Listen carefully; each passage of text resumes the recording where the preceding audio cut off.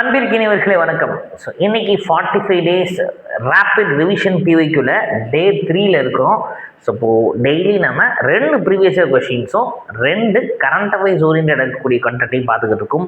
So அப்படி டே 3ல இன்னைக்கு தமிழ் சொசைட்டிலேருந்து பார்க்க போகிறோம். இன்னைக்கு நம்ம பார்க்கக்கூடிய டாப்பிக்கு ரொம்பவே டிமாண்டடான டாபிக் அப்படின்னே சொல்லலாம். தமிழ் இலக்கியங்கள். பொதுவாகவே இந்த குரூப் ஒன் பொறுத்த வரைக்கும் இந்த தமிழ் இலக்கியங்கள் தான் எங்கேருந்து கேட்குறாங்கன்னே நம்மளால் ப்ரெடிக்ட் பண்ண முடியாது இல்லைங்களா? ஸோ அப்படி தமிழ் இலக்கியங்கள் அப்படின்றது தான் இன்றைக்கி நம்ம எடுத்துக்கக்கூடிய டாபிக். ஸோ பிஒய்க்குள்ளே எப்படிலாம் கேட்டிருக்கிறாங்க அப்படின்றத பார்த்துட்டு அதுக்கப்புறம் கரண்ட் அஃபேர்ஸ் ஓரியன்டாக எப்படி கொஷின்ஸ் கேட்டால் எப்படி ஆன்சர் பண்ணணும் அப்படின்றத பார்க்கலாம். இன்றைய பதிவுடைய முதல் கேள்வி அழகா தமிழ்லே கொடுத்துருக்குறாங்க. கீழ்கண்ட வாக்கியங்களில் சங்கம் மருவிய காலத்தின் சரியான கூற்று எது அப்படின்னு சொல்லி கேட்டிருக்கிறாங்க. 18 நூல்களை உள்ளடங்கிய 14 கீழ்கணக்கு நூல்கள் பெரும்பாலும் ஒழுக்க நெறிமுறைகளை பற்றி கூறுகிறது அப்படின்னு சொல்றாங்க. அப்ப 18 நூல்களுடைய 14 கீழ்கணக்கு. ஆமா, இந்த கீழ்கணக்கு நூல்கள் பெரும்பாலும் ஒழுக்க நெறிமுறைகளை பற்றி கூறுதான். ஆமாங்க, இந்த கீழ்கணக்கு நூல்கள்ல அறம் சார்ந்த நூல்கள் இது மட்டுமே பார்த்தீங்கன்னா கிட்டத்தட்ட 11 இருக்கு. அதனாலதான் 14 கீழ்கணக்கு நூல்களை அறநூல்கள் அப்படின்னு நம்ம சொல்றோம். சரிங்களா? ஸோ இப்போ ஃபர்ஸ்ட் ஸ்டேட்மெண்ட் கரெக்டா அப்படின்னா ஆமாம், பெரும்பாலான நூல்கள் ஒழுக்க நெறியை பின்பற்றி கூறுகிறது. கரெக்டு. அடுத்து பார்க்க போகிறோம் அவற்றுள். அப்போ இந்த ஒழுக்க நெறிமுறைகளை சொல்றதுல திருக்குறளும் நாலடியாரும் முதன்மையானதாகும் அப்படின்றாங்க.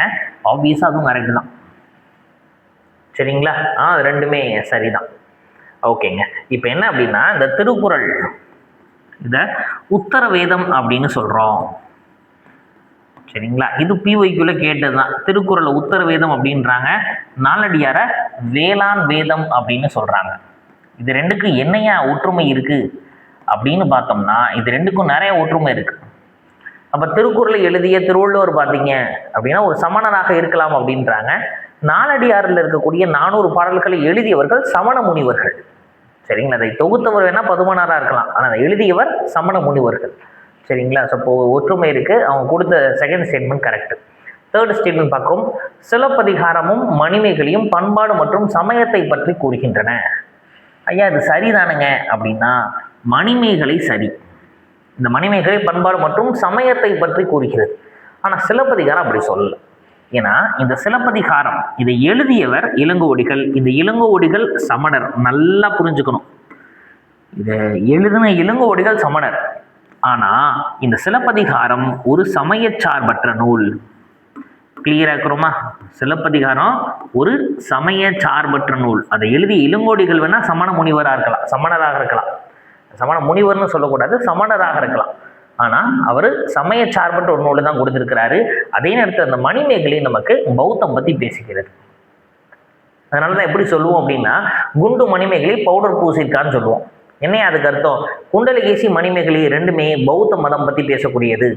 அப்போ 50 காப்பியங்களில் சிலப்பதிகாரம் மதச்சார்பற்ற நூல், குண்டலகேசி மணிமேகலை பௌத்தம் பற்றி பேசுது. மீதம் இருக்கக்கூடிய சீவக சிந்தாமணி வளையாபதி அது ரெண்டுமே சமணம் பற்றி பேசுது. ஸோ இப்போ இந்த ஸ்டேட்மெண்ட்டில் 1, 2 மட்டும் தான் correct. So 1 and 2 only true. சரிங்களா? ஸோ தேர்ட் ஒன்று தப்பு. சரிங்களா? ஸோ ரொம்ப எளிமையாக கேட்டிருக்கிறாங்க. இன்றைய பதிவினுடைய அடுத்த கேள்வியை நோக்கி நாம் நகர்கிறோம். ஆமாம், இது ஒன்லைனர் இருக்கிறனால அடிஷ்னலாக இலவச இனிப்பா நீங்கள் 3 கொஸ்டின் ஆட் பண்ணியிருக்கேன். ஏன்னா ஒன்லைனர் இல்லையா? அதனால போன குரூப் ஒன்றில் கேட்ட question which work refers to the war at Kazhumalam அப்படின்றாங்க. இந்த கழுமலம் அப்படின்னு இருக்குது இல்லையா, இங்கே நடைபெற்ற இந்த போரை பற்றி சொல்லக்கூடிய நூல்கள் எது? அப்போ கழுமலத்தில் நடந்த போரை பற்றி சொல்லக்கூடிய நூல் எது அப்படின்னா களவழி 40. சரிங்களா? அப்ப 14 கீழ்கணக்கு நூல்கள்ல இந்த களவழி 40 அப்படின்றது மட்டும்தான் புறம் பத்தி பேசக்கூடியது. இந்த புறம் பத்தி பேசக்கூடிய களவழி 40 எழுதியவர் யார் அப்படின்னா பொய்கையார் அப்படின்றவர். சரிங்களா? ரைட். ஆனா இங்க என்ன கொஸ்டின் கேட்டிருக்கிறாங்க, அந்த களவழி 40 கொடுக்கவே இல்லை. அப்ப இது 14 கீழ்கணக்கு, அவங்க கொடுத்தெல்லாம் 14 மேற்கணக்கு. அப்ப யோசிச்சு பாக்குறப்ப இதுல கழுமலத்தில் நடந்த போரை பத்தி சொல்லக்கூடியது அப்படின்றாங்க. சரிங்களா? ரைட். இது ஓவராலாக பார்த்தோம்னா குறுந்தொகை இது முழுக்க முழுக்க அகம் சார்ந்தது. சரிங்களா? ஸோ காதலை பற்றி பேசக்கூடியது, நற்றினி அதே தான். அப்போ இது ரெண்டுமே வராதுன்றதை என்னால் சொல்ல முடியும். அகநானூறு. இந்த அகநானூறு அப்படின்றது அகப்பொருள் பற்றியது அப்படின்னு நம்ம நினைக்கிறோம். உண்மையிலுமே அகப்பொருள் பற்றியது தான். ஆனால் அந்த அகநானூற்றுல 148வது பாடல்லாம் ட்ரேடு பத்தி பேசுது. சரிங்களா?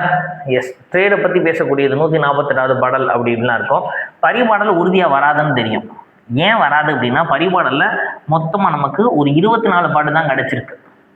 சரிங்களா? 70ல் 24 பாட்டு தான் கிடைச்சிருக்கு. வைகை நதியை பத்தியும் மதுரை நகரை பத்தியும் சிறப்பா பேசியிருக்கு பரிபாடல். அப்ப பரிபாடலும் வராது. குறுந்தொகை நட்டினையும் வர வாய்ப்பே இல்லை. அகநானூறுல ட்ரேடு பத்திலாம் பேசியிருக்காங்க, அகத்தையும் தாண்டி. அப்ப மேபி அகநானூறா இருக்கலாம், அப்படி கூட கெஸ்ஸிங் நடிச்சிருக்கலாம். புரியுதா? அப்போ நம்ம படித்தது தான் அப்படியே வரணும்னு அவசியம் கிடையாதுங்க. நம்ம படித்ததை யூஸ் பண்ணி சூஸ் த பெஸ்ட்னு எல்லாத்தையும் எலிமினேட் பண்ணி கூட ஆன்சர் பண்ண முடியும். அப்போ உண்மையிலுமே கழுமலத்தில் நடந்த போரை பற்றி அகநானூறு பதிவிடுகிறது. சரிங்களா? ரைட்டுங்க. ஸோ அடுத்து பாருங்க, இலவச இனிப்பா ஒரு புக்கை ஒரு கேள்வியை சேர்த்திருக்கோம். மலையிலே பிறப்பினும் மலை கவைதாம் என் செய்யும் அப்படின்ற பாடல் வரிகள் இடம்பெற்ற நூல் எது அப்படின்னு கேட்குறாங்க. சரி, இந்த மாதிரி பாடல் வரிகள் இடம்பெறும் நூல் அப்படின்றதுக்கு வருஷம் புதுசு புதுசாக கேட்டுக்கிட்டு இருக்காங்க. அப்போ குறுந்தொகை அப்படின்னா குறுந்தொகையில் மட்டும் ஒரு 401 பாட்டு இருக்கு. அகநானூறுல ஒரு 400 பாட்டு இருக்கு. கலித்தொகையில ஒரு 150 பாட்டு இருக்குது. நற்றினில ஒரு 400 பாட்டு இருக்குது. கிட்டத்தட்ட 2340 பாடல்களுக்கு மேல இருக்குது. அதாவது 1851 பாடல்கள் அகத்திணை சார்ந்தும் 480 பாடல்கள் புறத்திணை சார்ந்தும் இருக்குது. சரிங்களா? ரைட். ஸோ இப்படி இருக்கிறப்ப அப்ப யோசிச்சு பாருங்க, 2231 பாடல்கள் இருக்குது. சாரி, 8 5 13 1. ஓகே, சரிங்களா? ஸோ இது எல்லாமே ஓவராலாக நமக்கு இருக்கக்கூடியது. ஒட்டுமொத்தம் நமக்கு இருக்கக்கூடிய சங்ககால பாடல்கள். இத்தனை பாடல்களையும் நம்மளால படிச்சுட்டு போக முடியுமா? வாய்ப்பே கிடையாது. ஸோ ஆக என்ன பண்றோம் அப்படின்னா, இந்த மாதிரி புதுசா இருந்துச்சுன்னா அது என்னன்றதை மட்டும் தெரிஞ்சுக்க போறோம். சரிங்களா? ரைட். அப்போ மலையிலே பிறப்பினும் மலைக்கு அவைதாம் என் செய்யும் அப்படின்ற பாடல் அடிகள் எந்த புக்லன்னா கலித்தொகையில இடம்பெறுகிறது.